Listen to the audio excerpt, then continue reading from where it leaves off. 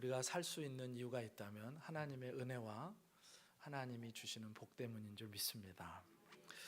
여러분 혹시 그런 경험 있으신가요? 말씀을 듣고 가슴이 뜨거워지고 결단이 섰는데 며칠 지나지 않아서 마음이 식어지고 약해지는 그런 경우. 내가 이렇게 살아야지 하나님 앞에서 말씀 앞에서 아멘 했는데 그런데 그 실행이 며칠을 넘기지 못합니다. 믿음으로 아멘 했고 그렇게 살면 내 삶에 기적이 일어날 것 같은데 그런데 얼마 지나지 않아서 의심이 일어나기 시작하고 걱정이 밀려듭니다. 사람의 마음 며칠이 지나면 약해진다고 하죠? 네, 3일. 어떻게 그렇게 지혜로우십니까? 작심삼일이라고 그러죠. 사람의 마음을 오늘 굳게 먹었는데 3일이 지나면서 마음이 급격하게 약해진다고 그럽니다. 그래서 처음에 믿음으로 아멘 했다가도 그 아멘 했던 마음이 3일이 지나면서 온데간데 없어지고 부담이 되고 언제부턴가 그게 또 어깨에 무거운 짐을 얹은 것 같고 그러면서 걱정이 되기 시작합니다. 그럼 어떻게 우리가 이런 일들을 이겨낼 수 있을까? 오늘 본문을 함께 살펴보면서 은혜를 나눌 텐데요. 특별히 오늘부터 이제 누가복음을 살펴보는데 누가복음은 세례 요한과 예수님의 그 탄생 소식을 기점으로 시작이 되는데 가브리엘 천사가 마리아에게 와서 수태고지를 합니다. 천사가 말하죠. 누가복음 1장 31절에 이렇게 나와요. 보라, 내가 잉태하여 아들을 낳으리니 그 이름을 예수라 하라. 마리아는 이 말씀에 아멘 했습니다. 아멘. 믿음으로 반응했습니다. 그대로 될 줄을 믿었습니다. 그러면 이제 어떻게 해야 될까? 여러분 같으면 그 엄청난 그 하나님의 말씀을 내가 들었다면 여러분 같으면 어떻게 하시겠습니까? 몇 가지 선택지가 있을 것 같아요. 마리아에게. 첫 번째, 부모님에게 이 사실을 알려드린다. 두 번째, 정혼한 요셉을 만나서 이 사실을 이야기한다. 들었던 말을 이야기한다. 세 번째, 가까운 친구들을 만나서 이야기한다. 그것도 아니면 네 번째, 아무 일 없었던 것처럼 집에 가만히 있고 비밀을 지킨다. 여러분 같으면 어떤 선택을 하시겠습니까? 지금 마리아는 정혼한 상태예요. 아직 근데 부부 관계를 시작하지 않았습니다. 남자를 알지 못하는 상황입니다. 그래서 임신은 불가능한 상황이죠. 임신을 할 수도 없고 해서도 안 되는 상황이에요. 뿐만 아니라 마리아가 들은 말은요, 어떻게 보면 아주 무서운 말입니다. 정혼했는데 그리고 남편과 잠자리를 하지 않았는데 임신을 했다면 그거는 당대로 따지면 돌에 맞아 죽어야 되는 엄청난 사건이에요. 남편이 아닌 다른 남자와 관계를 한 것으로 밖에는 사람들이 생각할 수 없기 때문에 이런 상황에서 마리아의 잉태를 가장 받아들일 수 없는 사람은 아마도 정혼한 남편 될 요셉이었을 겁니다. 그러니까 요셉에게 말할 수가 없어요. 물론 부모님도 마찬가지죠. 네 뱃속에 누구의 자식이냐며 캐 물을 때 성령으로 잉태했어요. 그러면 어떤 부모가 그걸 믿겠습니까? 게다가 정혼한 딸 아이가 남편 될 사람도 모르게 임신을 했다. 그럼 부모의 입장에서 얼마나 이 자녀의 미래가 암담하고 걱정이 되겠어요. 부모님께도 말할 수가 없어요. 정혼한 남편에게도 부모님에게도 말할 수 없다면 친구들이야 뭐 두말하면 잔소리죠. 아무리 친한 친구라도 이런 이야기를 함부로 할 수 없습니다. 잘못해서 소문이라도 나면 그 즉시로 마리아는요, 이 동네에서 정말로 매장당하게 돼요. 선택지가 있는 것 같은데 선택지가 없어요. 그렇다고 조용히 비밀을 지키면서 가만히 있는다? 사람들 모르게 한다? 몇 개월은 그럴 수 있겠죠. 그런데 임신을 하고 나서 몸의 변화가 나타나기 시작하고 또 배도 불러오는 그런 시간이 되면 도저히 감출래야 감출 수가 없습니다. 언젠가는 들통나게 돼 있어요. 여러분 같으면 이런 상황에서 어떤 결정을 하시겠습니까? 마리아는 생각지 못했던 선택을 하는데 오늘 본문에 이렇게 나와요. 39절 40절. 이때 마리아가 일어나 빨리 산골로 가서 유대 한 동네에 이르러 사가랴의 집에 들어가 엘리사벳에게 문안하니. 마리아는요, 천사의 말을 듣자마자 곧장 어떤 생각을 하냐면 엘리사벳을 만나러 가야겠다는 생각을 하고 여행할 채비를 합니다. 그리고 유대 한 동네에 살고 있던 친족 엘리사벳의 집을 방문해요. 그럼 왜 이런 결정을 했을까 생각해 보면 수태고지한 천사가 마리아의 임신 소식을 성령으로 잉태될 거라는 소식을 알려주면서 동시에 엘리사벳의 임신 소식을 알려줬기 때문에요. 36절에 이렇게 나옵니다. 보라, 내 친족 엘리사벳도 늙어서 아들을 배었느니라. 본래 임신하지 못한다고 알려진 이가 이미 6달이 되었나니.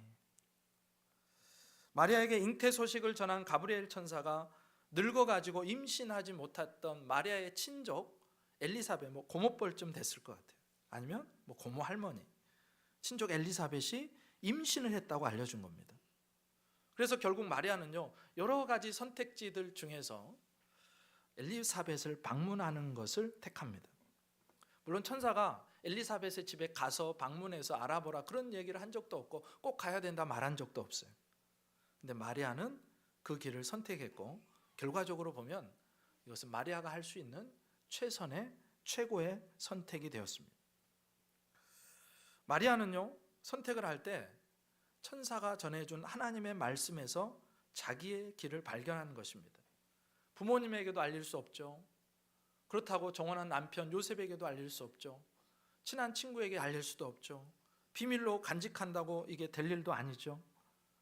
그래서 결국 어떤 선택지 앞에서 분별이 되지 않는, 선택지가 많은 것 같은데 선택지가 없는 그 상황에서 마리아는 하나님의 말씀을 붙들기 시작합니다.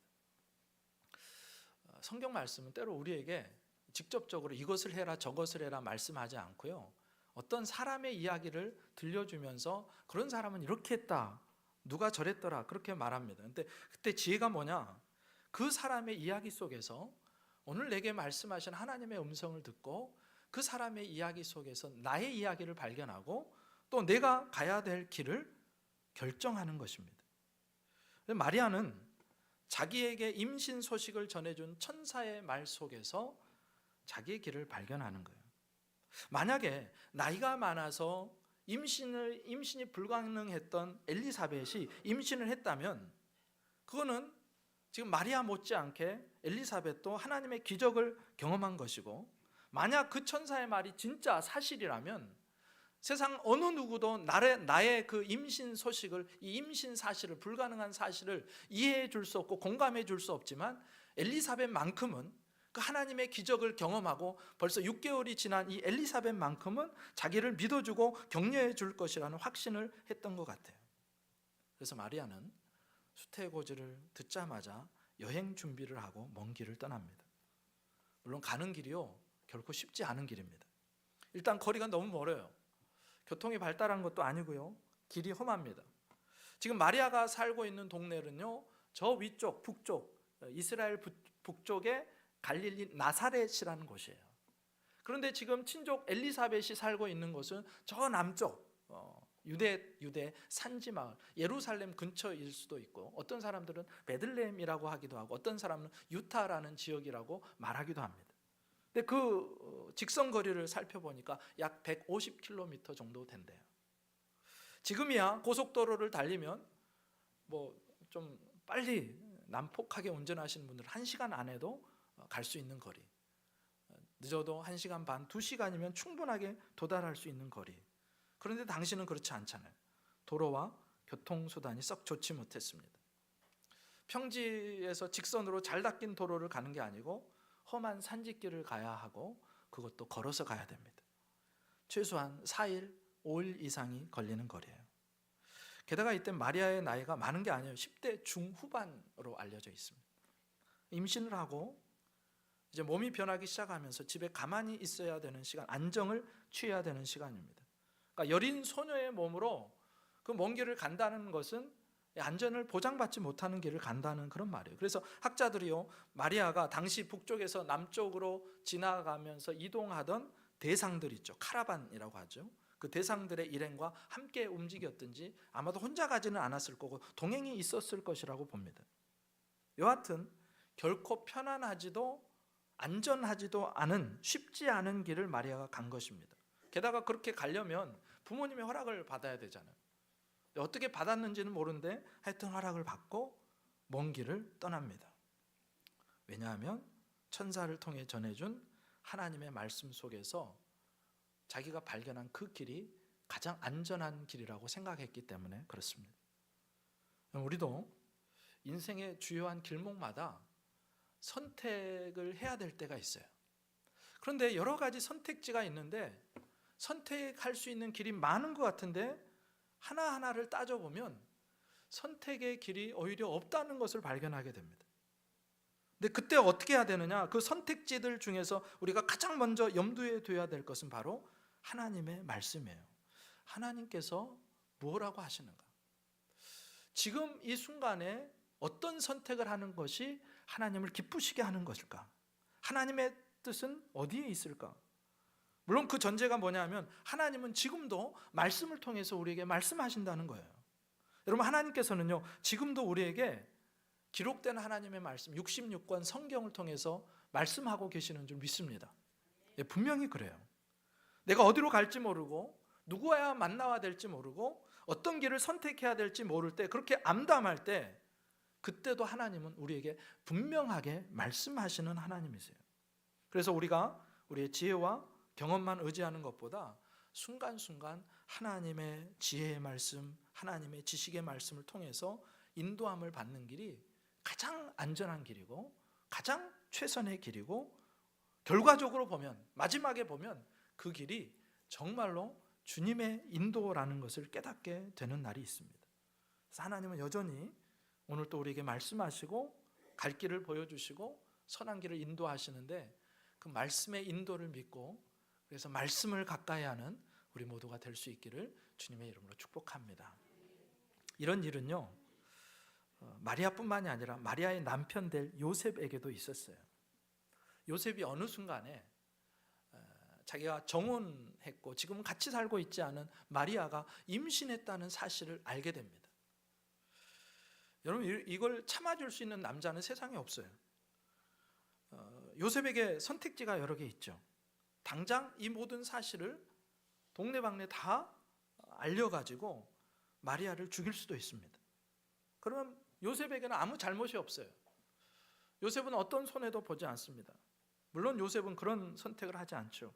자기가 모든 책임을 지고 이혼을 결정하고 조용하게 이 일을 마무리하기로 선택을 합니다. 그런데 그 어떤 선택도 하나님 보시기에는 좋은 선택이 아니었어요. 그래서 하나님이 말씀하세요. 마태복음 1장 20절 하반절에 이렇게 말씀하세요. 같이 한번 읽겠습니다. 시작.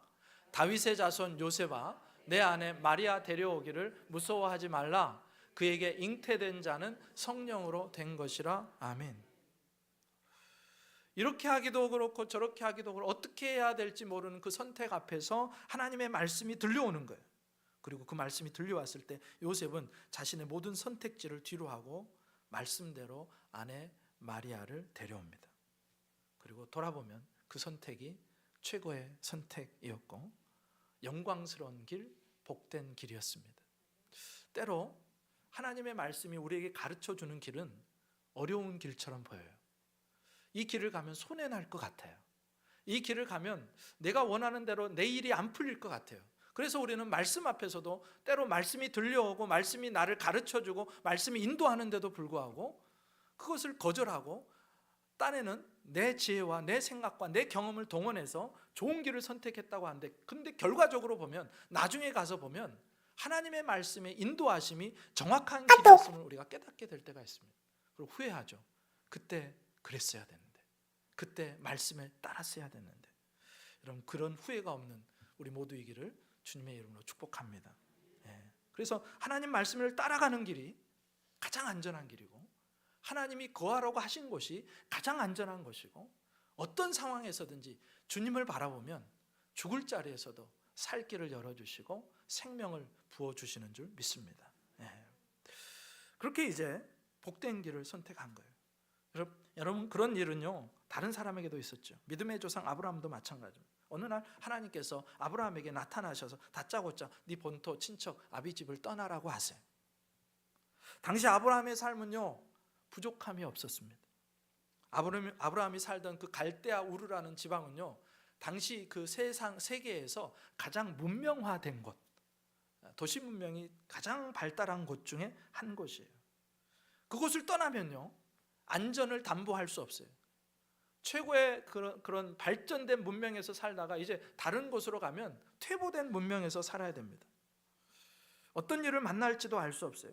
여러분, 인간의 생각대로 하면 그곳에 머무르는 것이 가장 좋은 길인 같지만 아브라함은요, 하나님의 말씀을 따라 그 말씀의 길에 순종하는 그 길을 선택합니다. 그렇게 하나님의 말씀을 따라가는 길을 선택했을 때 하나님은요, 그 아브라함을 믿음의 조상의 반열에 세워주세요.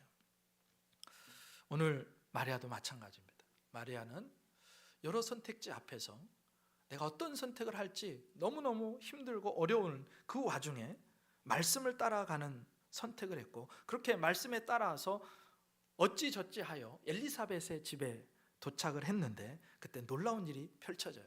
41절 말씀. 엘리사벳이 마리아가 문안함을 들으매 아이가 복중에서 뛰노는지라 엘리사벳이 성령의 충만함을 받아, 이렇게 나옵니다. 마리아가 며칠을 걸려서 엘리사벳의 집에 와서 엘리사벳 고모님이나 고모 할머니에게 인사를 하는데, 그때 엘리사벳의 뱃속에도 벌써 6개월이 됐잖아요. 아이가 있었습니다. 그게 이제 세례 요한이에요. 엘리사벳의 뱃속에 있던 세례 요한이 엄청나게 뛰노는 거예요. 6개월이 된 아이가 태동을 하기 시작합니다. 여러분도 아시겠지만 보통 임신을 하고 나서 4개월에서 5개월, 6개월이 지나기 시작하면 복중의 아이들이 발길질도 하고 태동을 하기 시작합니다. 그러니까 어떻게 생각해 보면 엘리사벳의 태중에 있던 세례 요한의 태동은 보통 태동으로 그냥 치부할 수도 있었어요. 근데 왜 이렇게 기록해 놨을까? 아이가 복중에서 뛰노는지라, 왜 이렇게 했을까? 그만큼 평상시의 태동과는 달랐다는, 엄청나게 컸다는 거예요. 그래서 엄마인 엘리사벳도 깜짝 놀랄 만큼, 그래서 기록할 만큼 뱃속에서 세례 요한이 발로 차고 기뻐하고 난리가 났어요. 신기한 경험이죠. 뱃속에 있는 세례 요한이 지금 누가 왔는지 어떻게 알아요? 아니, 그 뱃속 그 캄캄한 곳에서 누군가 방문을 했는데 그 사람이 누구인지 어떻게 알겠고, 그 사람의 태 속에 누가 있는지를 어떻게 알겠습니까? 그런데 마리아의 음성만 듣고도 엘리사벳의 복중에서 세례 요한이 뛰놀기 시작합니다. 그러면서 44절에 이렇게 표현을 해요. 보라, 내 문안하는 소리가, 여기는 마리아가 문안하는 소리가 엘리사벳의 귀에 들릴 때 엘리사벳 안에 있던 그 아이가, 세례 요한이 엘리사벳의 복중에서 기쁨으로 뛰놀았다, 이렇게 표현을 합니다. 여러분, 태아는요, 엄마 뱃속에서 아직 태어나지 않은 태아도 성령 충만할 수 있다는 사실을 아셔야 돼요. 우리가 흔히 태교를 이야기합니다. 태교 너무너무 중요하죠. 엄마가 느끼고 엄마가 보고 엄마가 맛보고 하는 것들을 아이가 다 느낍니다. 그러니 엄마의 성령 충만이 태중의 아이에게까지 영향을 주는 것으로 생각할 수 있어요. 우리 교회에 임신하신 분이 계신데 그분도 성령 충만하시고 태중의 아이도 성령 충만하시기를 주님의 이름으로 축복합니다. 네. 근데 오늘 상황을 보면 시간 순서가 좀 달라요. 마리아의 문안을 엘리사벳이 들었을 때 아이가 복중에서, 세례 요한이 복중에서 먼저 발길질 태동을 하고 그 후에 엘리사벳이 성령의 충만함을 받습니다. 그러니까 이번 경우는요, 엄마의 성령 충만함이 아이에게 전달된 것이 아니고 하나님께서 뱃속의 세례 요한을 먼저 성령으로 충만하게 하셨고 알게 하셨고 뛰게 하셨고 곧 이어서 엘리사벳에게도 성령의 충만한 은혜를 주셨다는 것입니다. 이걸 통해 우리가 이제 확인할 수 있는 게 한 가지가 있죠. 성령 충만은 개인의 노력과 행위로 되는 게 아니라는 거예요. 물론 우리는요, 성령 충만을 소원해야 되고 우리의 기도 중에 늘 성령 충만에 대한 기도를 해야 됩니다. 그리고 다른 기도할 수 없고 오직 한 가지만 기도하려면, 저 같은 경우 오직 한 가지만 네가 기도할 수 있다고 하면 저는 성령 충만을 구하겠습니다. 그만큼 중요해요. 그런데 그런 사람들에게 하나님은 성령 충만을 주시는데, 그러나 기억할 것은 성령 충만은 전적인 하나님의 은혜라는 거예요. 뱃속의 아이가, 세례 요한이 하나님 나 성령 충만 주세요 그렇게 기도한 적이 없습니다. 무슨 일을 한 것도 아니에요. 세례 요한에게 어떤 원인도 없어요. 그러면 중요한 게 뭘까요? 하나님께서 은혜로 성령 충만하게 하셔서 이 뱃속의 아이를 통해서 무슨 일을 하고 계시느냐는 것입니다. 지금 세례 요한이요 복중에서 뛰놀고 엘리사벳이 성령 충만해서 환영하는 것을 통해서 하나님은 무슨 일을 하고 계시는가? 그건 하나입니다. 마리아를 위로하시는 거예요. 불가능한 임신 소식을 믿고 하나님의 말씀을 따라서 지금 먼 길을 힘겹게 왔어요. 그 마리아를 환영해 주시고 격려해 주시고 위로해 주시고 있는 거예요. 여러분, 사실 정혼한 상태에서 아이를 가졌다면 그 여인을 누가 반겨주겠어요? 세상에서 누가 반겨줍니까?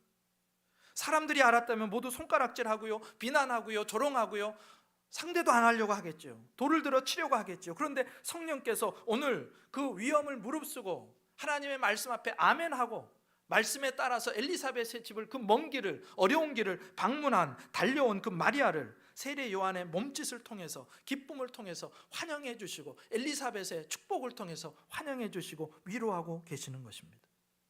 결국 성령께서는요, 성령의 사로잡힌 자를 통해서 하나님의 사람을 위로하시고 하나님의 사람을 격려하시고 하나님의 사람을 기쁘게 하시고 하나님의 사람이 감사하게 하시고 하나님의 사람이 찬송하게 하시더라는 것입니다. 그래서 사도행전에서는요, 이 성령을 위로의 성령이라고 묘사합니다. 사도행전 9장 31절에 이런 말씀이 있어요.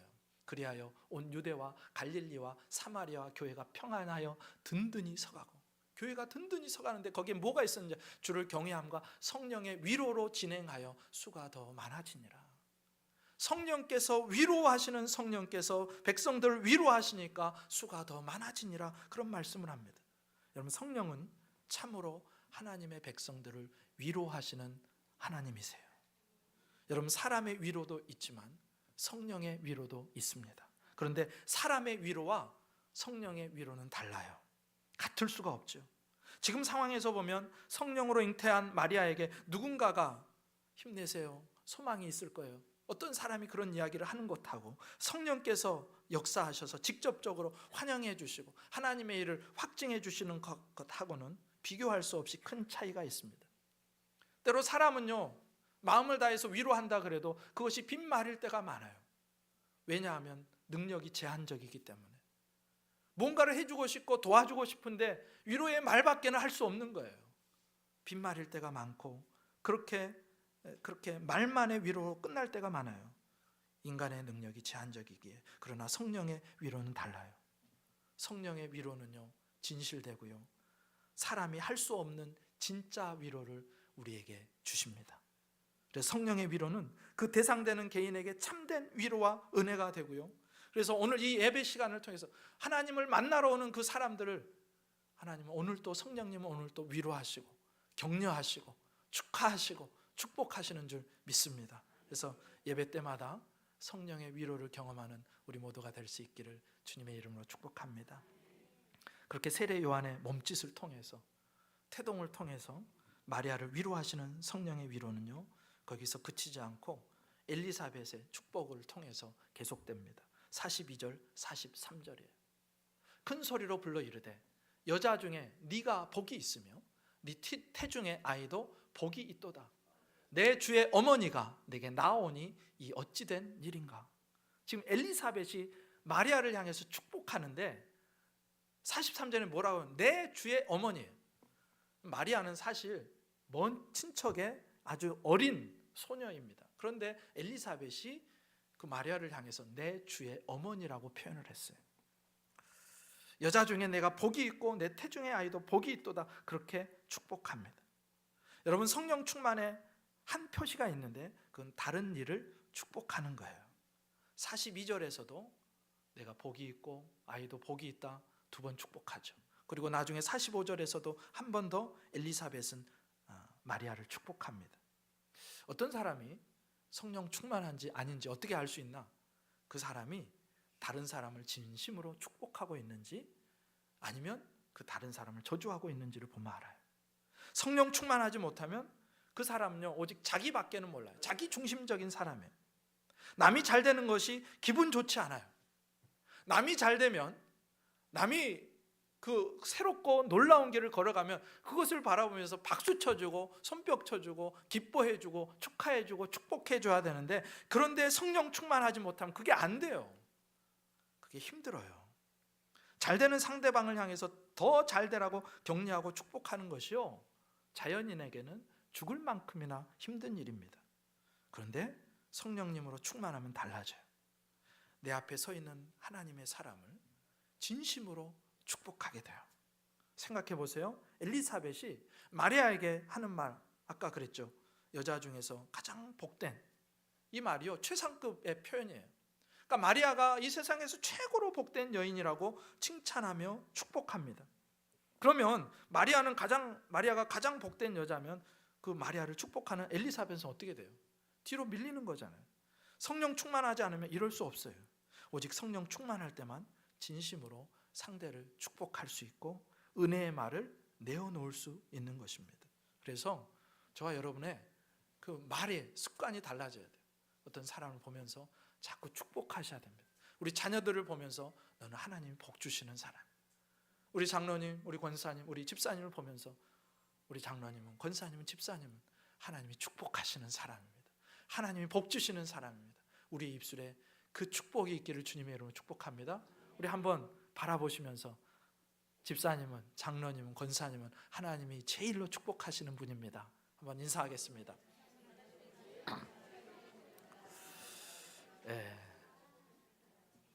믿으세요?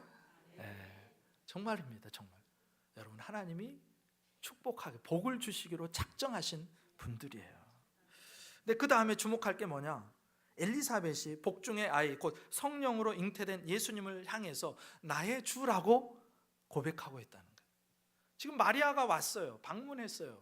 먼 친척이에요. 나이도 어려요. 몸을 보니까 이제 잉태된 소식을 들었으니까 몸에 무슨 변화가 있겠어요? 똑같죠. 그런데 마리아의 안에 성령으로 잉태된 예수님이 계신 것을 알고, 아직 손톱만큼도 안 할 거예요. 그게 손톱만큼도 안 하고 손톱만큼보다 작고 거기다가 형질이 갖춰지지도 않는 그분을 향해서 나의 주라고 표현하는 거예요. 성령께서 하시는 일이 하나가 있는데요, 그거는 예수님을 알게 하고 예수님을 느끼게 하고 예수님을 믿게 한다는 것입니다. 지금 마리아의 뱃속에 성령으로 잉태된 아기 예수님이 온 인류의 구원자요 주인이신 것을 엘리사벳은 그냥 깨닫습니다. 그냥 알게 돼요. 누가 가르쳐준 게 아니고요, 성령 충만의 결과로 엘리사벳이 깨닫는 은혜를 경험한 것입니다. 여러분, 하나님의 백성들은요, 하나님의 백성들에게 하나님이 주시는 은혜 중에 하나가 있는데 그냥 깨달아지는 은혜가 있어요. 믿어지는 은혜가 있어요. 막 내가 믿습니다 해가지고 믿음을 내가 억지로 만들어내는 게 아니라 하나님의 백성이 하나님 믿음을 주세요. 그래서 다른 사람은 말씀을 읽어도 이게 잘 안 믿어지고 이게 무슨 소리야, 세상에서 불가능한 일이야, 그런데도 불구하고 하나님의 백성은요, 그게 하나님의 말씀이라면 아멘 할 수 있어요. 믿어지니까. 예수님께서 동정녀 마리아를 통해서 낳으셨습니다. 이게 전혀 문제가 안 돼요. 하나님이 그렇게 하시면 되는 거지. 아멘이 되는 거예요. 모세의 지팡이를 통해서 하나님은 홍해를 가르셨어요. 아니, 어떻게 그런 허무맹랑한 이야기를 세상 사람들이 믿겠어요? 그런데 하나님이 주시는 은혜가 뭐냐? 믿게 하시는 은혜를 주신다는 거예요. 내가 억지로 믿는 게 아니고 하나님이 믿음을 주셔서 그냥 믿어지는 것입니다. 그냥 알아지는 은혜, 믿어지는 은혜가 있는 거예요. 이게 성령님의 역사의 신비함이에요. 성령이 역사하면요, 알아져요. 그냥 믿어지고요, 느껴지는 것입니다. 여러분, 지금 엘리사벳이 뱃속의 아이를 어떻게 봐요? 마리아가 잉태한 태중 자녀의 얼굴은커녕 아무것도 볼 수 없어요. 천사의 수태고제를 듣고 마리아가 바로 완 상태이기 때문에 임신하기 전과 거의 똑같아요. 그런데 성령께서 역사하시니까 마리아의 임신을 알게 되고 마리아의 태중에 있는 아기가 인류를 구원하시기 위해서 오신 메시아, 구원자라는 사실까지 깨닫게 됩니다. 그래서 그 마리아, 한참 어린 마리아에게 내 주의 어머니라고 호칭을 쓰는 거예요. 얼마나 놀랍습니까? 성령님은 알게 하시고 깨닫게 하시고 믿어지게 하시는 분이세요. 어느 날 예수님께서 세 명의 수제자 베드로와 야고보와 요한을 데리고 산에 올라가십니다. 그곳에서 예수님께서 변형이 되세요. 얼굴이 해와 같이 빛나고요, 입고 있던 그 옷이요 빛과 같이 희어졌대요. 마가복음의 표현을 따르면요, 얼마나 마가복음이 직설적인지 빨래하는 자가 그렇게 희게 할 수 없을 만큼 옷이 희어졌다, 그런 표현을 씁니다. 그렇게 변형되셨다 해서 변화산이라고 불러요, 그 산을. 근데 그 변화산에서 예수님께서 변형된 상태로 모세와 엘리야를 만나서 이제 십자가에 대해서 말씀하시고 있는 그때예요. 근데 모세와 엘리야는요, 당시로부터 벌써 1500년 전, 모세 같은 경우는 1500년 전, 엘리야 같은 경우는 800년 전의 사람들이에요. 지금처럼 정확한 인물의 초상화가 있던 때가 아니에요. 사진기술, 보존기술 좋아서 모세와 엘리야의 사진이 있었던 것도 아닙니다. 그런데 신기하죠? 성령께서 그 자리에 강력하게 역사하시니까 이 베드로와 야고보와 요한이요, 첫눈에 그 모세와 엘리야를 보고 모세인 줄 알고 엘리야인 줄 알아요. 누가 가르쳐 준 게 아니에요. 그냥 알아지는 거예요. 아, 이분이 모세구나. 아, 이분이 엘리야구나. 성령의 역사입니다. 그래서 예수님과 함께 변화산에 올랐던 베드로가 평생 처음 본 그 모세와 엘리야가 누구인지를 알아보고 그들을 위해서 초막셋을 짓겠다고 이야기를 할 정도였어요. 여러분, 미국 서부 지역에 가면 아주 유명한 박물관 하나가 있어요. 게리 뮤지엄이라고 뮤지엄이 하나 있습니다. 그곳에 한번 방문한 적이 있는데 거기 유명한 작품들이 전시돼 있어요. 근데 사람들이 몰려가서 누가 뭐라고 하지 않아도 사람들이 몰려가 있으니까 자연스럽게 거기로 가게 돼요. 그러면 그 앞에 이 정도한 크기로 그림 하나가 딱 걸려져 있습니다. 제가 그 그림의 제목을 보지도 않았고 안내원의 설명도 듣지 않았는데 이 사람이 누군지 알겠더라고요. 세례 요한이었어요. 세례 요한. 눈에서 빛이 막 나오는데요, 얼마나 그 빛이 강력한지 종이를 대놓으면 종이가 탈 것 같았어요. 내 속마음을 완전히 꿰뚫어 보고 있는 것 같은 느낌을 제가 받았습니다. 거기에다 그 약대 털옷을 입고 있고 가죽 신발을 신고 있고 허름한 지팡이 하나를 잡고 있는데, 야, 이건 누가 봐도 세례 요한이지, 딱 알아지더라고요. 알아져요. 천국에 가면요, 이분이 베드로구나, 이분이 사도 바울이네, 이분이 그 야고보였네, 이분이 그 잠자다가 그 창문에서 떨어졌다가 살아난 두기고라는 사람인가? 다 알게 돼요. 다 알게 돼요. 내가 굳이 이름과 얼굴을 기억하려고 하지 않아도 성령이 충만한 그곳에 가면요, 저절로 알게 되는 역사가 있습니다. 여러분, 그런데 성령의 역사는요, 사람만 알게 하는 것이 아니고 하나님의 말씀도 깨닫게 하세요. 한국 예수전도단의 설립자이셨던 오대원 목사님이라는 분이 계세요. 미국 분이신데 이분이 이제 들어오셔서 한국에서 예수전도단을 설립하고 YWAM이라고 설립하고 그리고 어느 정도 이제 시간이 지나가지고 아마 올림픽 88년 올림픽 그쯤에서 나라에서 추방이 됩니다. 너무 외국 사람 선교사들이 많으면 후진국으로 보인다는 그런 이유 때문에 많은 선교사님들을 다 추방했어요. 그때 그런 일들이 한국에서 있었습니다. 그래서 이제 시애틀이라는, 미국의 시애틀이라는 곳에 가셔서 사역을 지금까지도 계속 하시는데, 이분이 사랑하는 후배 목사에게 그런 얘기를 하더래요. 오대원 목사님이 시애틀에 계시는데 거기에 굉장히 예쁜 호수가 하나 있답니다. 이렇게 얘기하는 거예요. 내가 거기에서 그 호수에서 이사야를 펴고 이사야서를 묵상하고 있었대요. 근데 누가 앉더래요. 누가 앉아서 비켰대요. 그래서 옆에 있는 사람이 비켜니까 옆에 앉았겠죠. 누군지 제대로 보지 않았는데, 근데 옆에 있는 사람이 묵상하고 있는 이 오대원 목사님 어깨를 툭툭툭 쳐요. 이렇게 물어보더래요. 목사님, 읽으신 거 혹시 이해하고 계세요?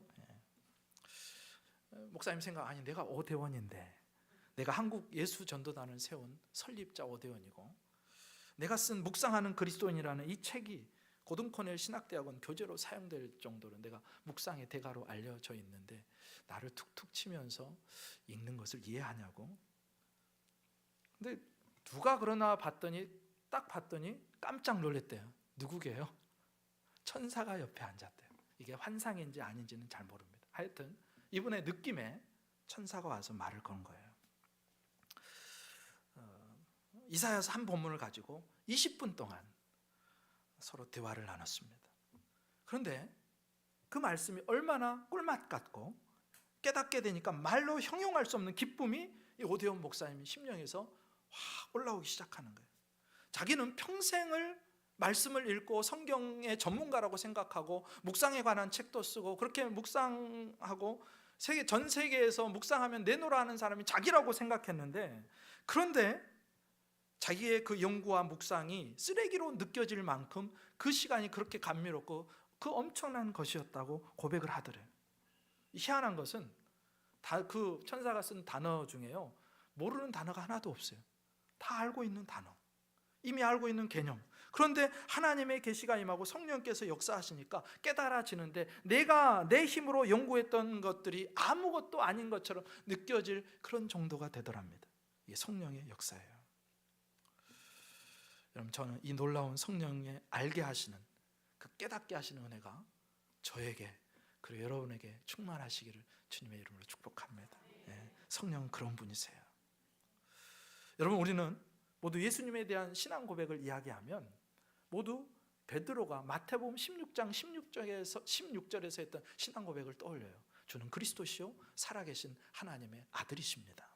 그런데 그 베드로가 그 위대한 신앙 고백을 하기 벌써 30여 년 전에 세상에 어느 누구도 예수님이 이 땅에 오신 것을 모르고 있었을 때, 아직 예수님이 태어나기도 전에 마리아의 태중에 있을 때, 그때 벌써 예수님을 나의 구세주, 나의 주인으로 고백한 최초의 인물이 누구냐?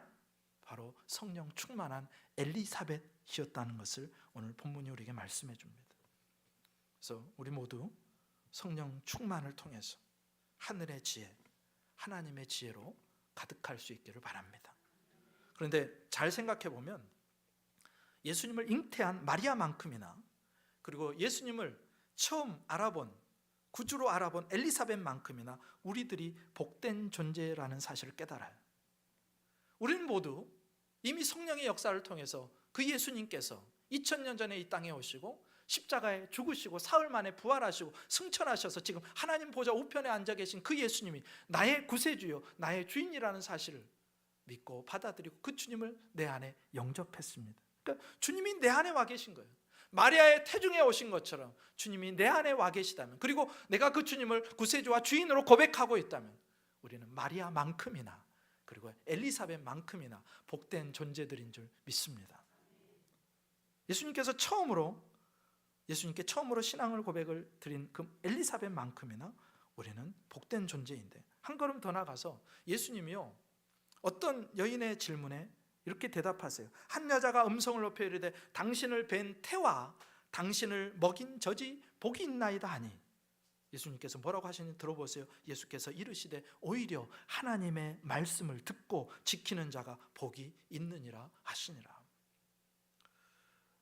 내 안에 예수님 와 계시고 내가 그분을 내 구세주와 주인으로 영접하고 있고, 그런데 더 복 있는 게 뭐냐? 그 예수님의 말씀을 순간순간 진실되게 행하는 자, 순종하는 자, 성령의 역사로 알고 깨닫고 그리고 그대로 순종하는 복을 누리는 바로 그 사람이 최고로 복된 존재인 것을 오늘 우리에게 말씀해 줍니다.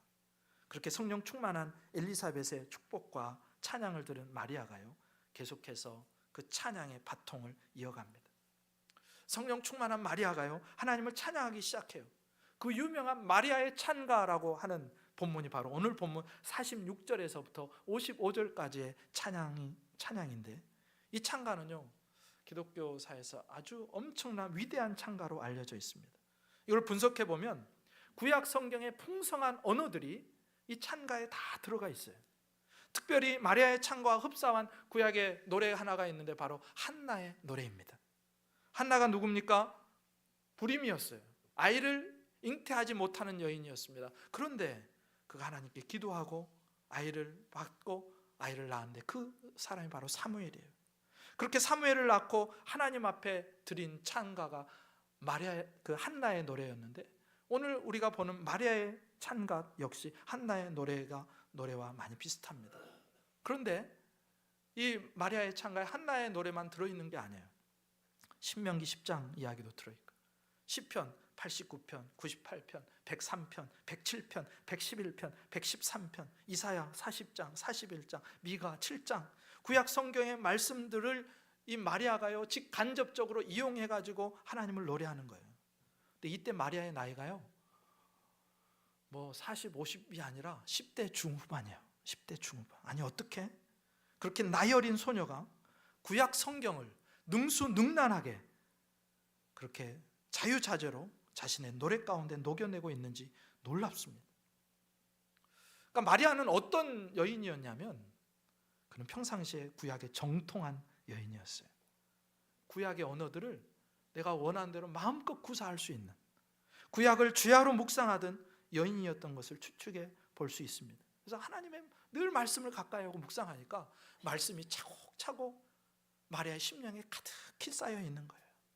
말씀이 쌓여 있으니까요 하나님의 말씀이 오면 아멘하고 응답할 수가 있는 거예요.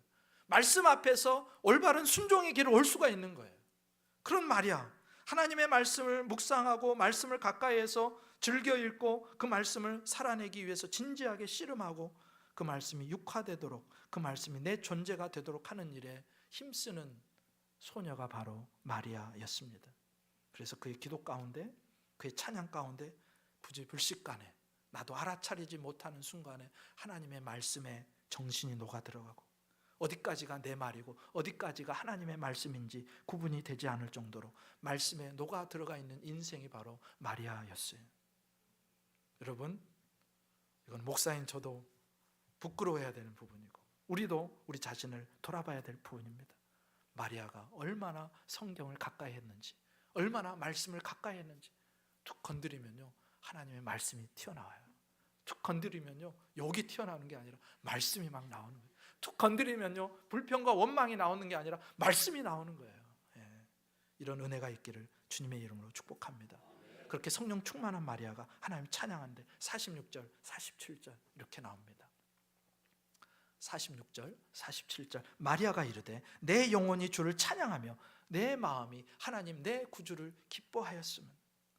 여러분, 성령 충만은요 우리의 영혼으로 하여금 하나님을 찬양하게 만듭니다. 여러분, 성령 충만의 또 다른 특징이 있는데 첫 번째가 뭐였죠? 아까 사람을 축복하는 거예요. 성령 충만하면 깨닫게 됩니다. 알게 돼요. 그리고 세 번째, 성령 충만하면 내 영혼의 깊은 곳에서부터 찬양이 흘러나오기 시작합니다. 여러분, 오늘 교회 오실 때 흥얼흥얼 혹시 하셨습니까? 무슨 노래를 흥얼흥얼 하셨습니까? 일주일 동안 세상에 살면서 나는 무슨 노래를 흥얼흥얼 하셨나?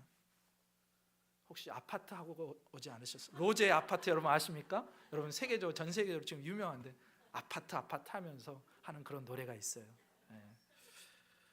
기분이 좋고 좋은 일이 있을 때 여러분이 흥얼거리는 그 노래는 세상 노래인가 아니면 찬양인가?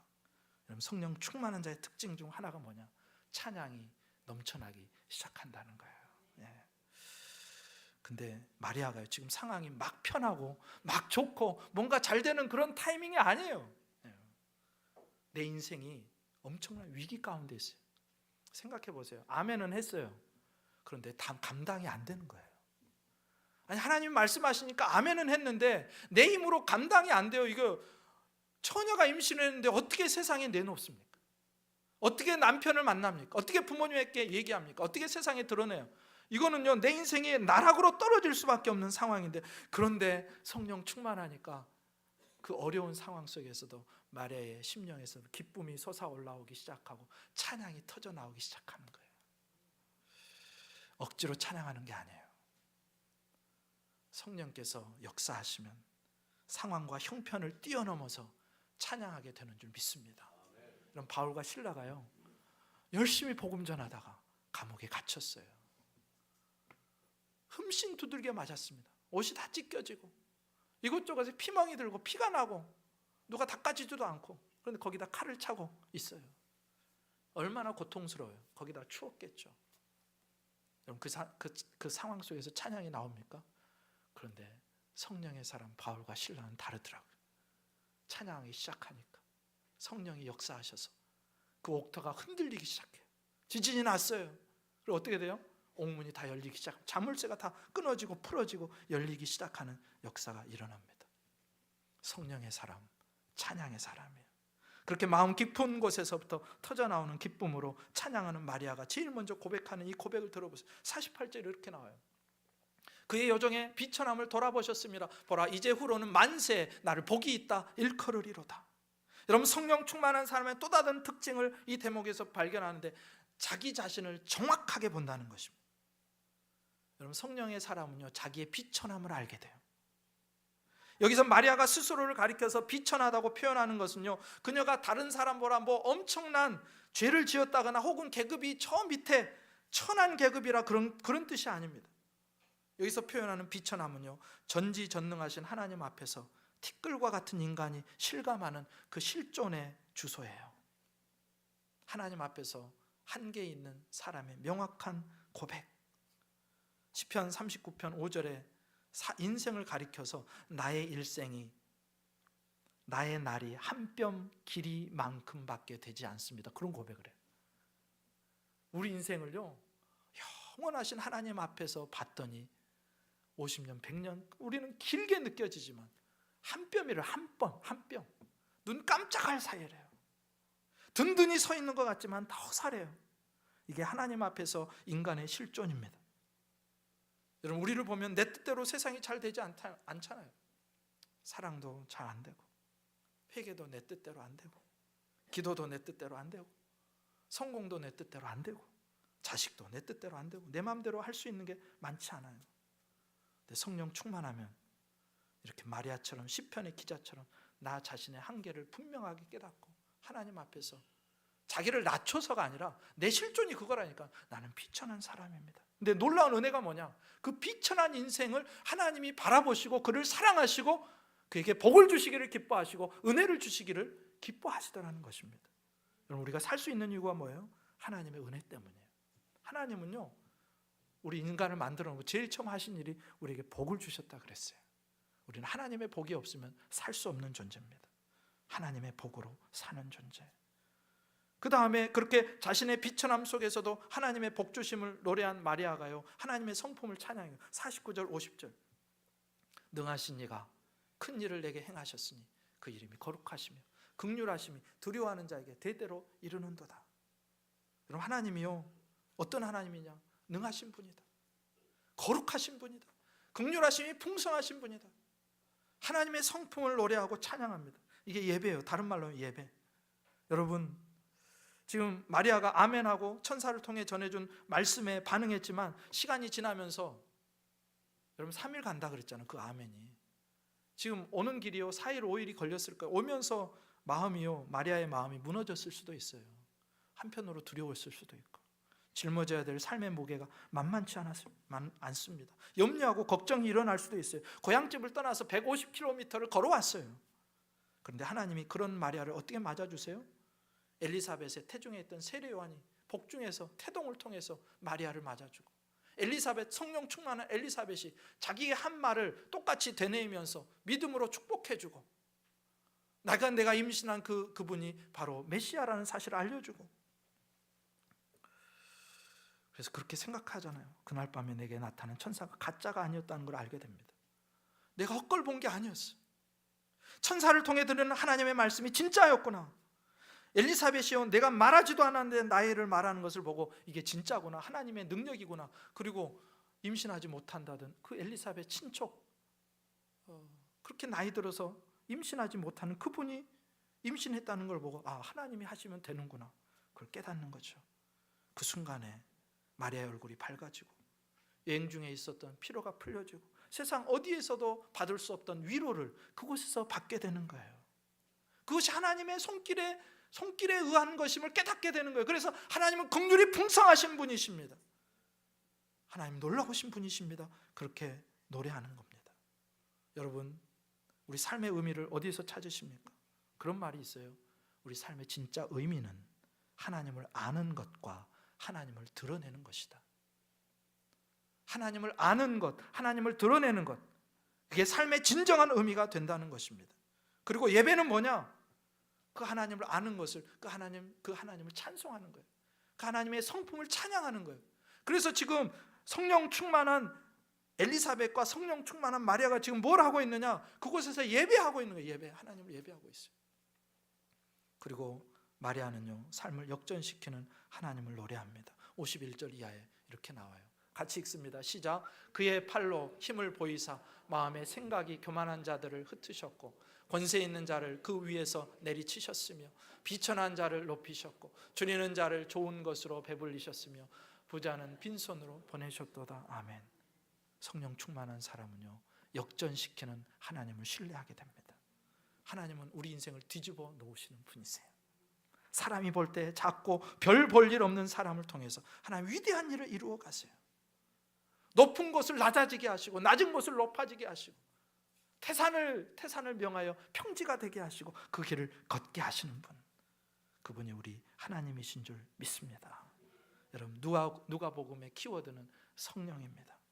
성령께서 우리에게 강하게 역사하실 때, 우리 한 사람 한 사람이 성령께 사로잡힐 때 우리는 축복의 말을 할 수 있게 됩니다. 하나님의 말씀을 깨닫고 순종하게 됩니다. 그리고 찬양이 우리의 입술에서 넘쳐나게 됩니다. 내 자신의 현주소를 알게 되고 나를 역전시키는, 내 인생을 역전시키시는 하나님을 신뢰하게 됩니다. 오늘 마리아와 엘리사벳이 보여주는 이 모습 속에서 내가 걸어가야 될 방향을 보시고 성령 충만함을 통해서 우리의 삶 속에 더 크게 역사하시기를 소원하시는 하나님의 소원이 그대로 우리 가운데 일어나는 놀라운 일들이 저와 여러분의 있기를 주님의 이름으로 축복합니다. 네, 우리 시간